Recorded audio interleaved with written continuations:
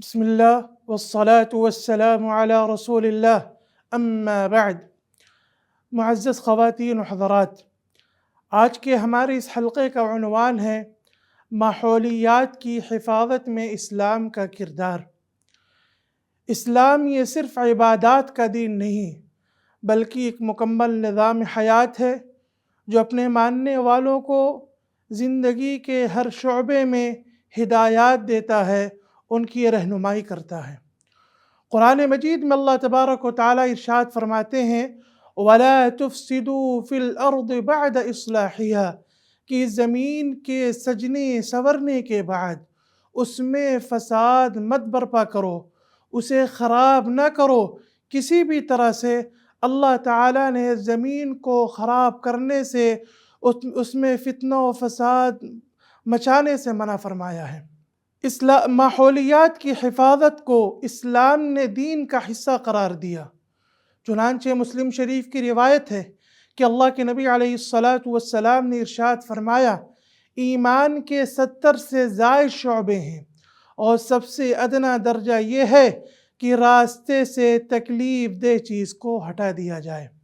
راستے سے تکلیف دہ چیز کو ہٹا دینا ایمان کے شعبوں میں سے ایک شعبہ ہے، اور یہ عمل بظاہر معمولی معلوم ہوتا ہے، لیکن اس عمل پر جنت کی بشارت دی گئی ہے۔ اسی طریقے سے ہمارے مذہب کی یہ تعلیم ہے کہ ماحول کو بہتر بنانے کے لیے، آب و ہوا کو اچھا بنانے کے لیے درخت لگائے جائیں، اور درخت لگانے پر صدقے کے اجر و ثواب کی بشارت دی گئی ہے۔ چنانچہ بخاری و مسلم کی روایت ہے کہ اللہ کے نبی علیہ السلام نے ارشاد فرمایا کہ اگر کوئی شخص ایک درخت لگاتا ہے یا فصل بوتا ہے یعنی کھیتی کرتا ہے اور اس میں سے انسان یا چرند پرند کھاتے ہیں تو اللہ تبارک و تعالیٰ اس لگانے والے کو صدقے کے برابر اجر و ثواب عطا فرماتے ہیں۔ اسی طریقے سے پانی کی حفاظت کے باب میں ہمارے مذہب کی یہ تعلیم ہے کہ ٹھہرے ہوئے پانی میں کوئی پیشاب نہ کرے، کوئی غسل نہ کرے۔ اور ہمارے مذہب کی تعلیمات میں سے یہ بھی ہے کہ سایہ دار درختوں کے نیچے، سایہ دار جگہوں پر، لوگوں کی آمد و رفت والی جگہوں پر، راستوں پر پیشاب پخانے سے، قضاء حاجت سے منع کیا گیا ہے، اور ایسے شخص کو لاعنین میں شمار کیا گیا، یعنی لوگوں کی ملامت اور بددعا لینے والا۔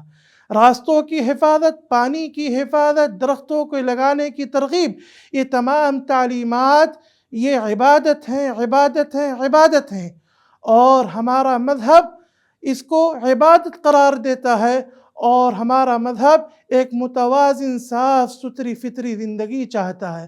لہذا ہمیں بھی اپنے مذہب کے ان سنہرے اصولوں پر عمل کرتے ہوئے اپنی ماحول کو اچھا بنانے کی کوشش کرنی چاہیے، اس کے لیے سعی کرنی چاہیے۔ وما علینا الا البلاغ۔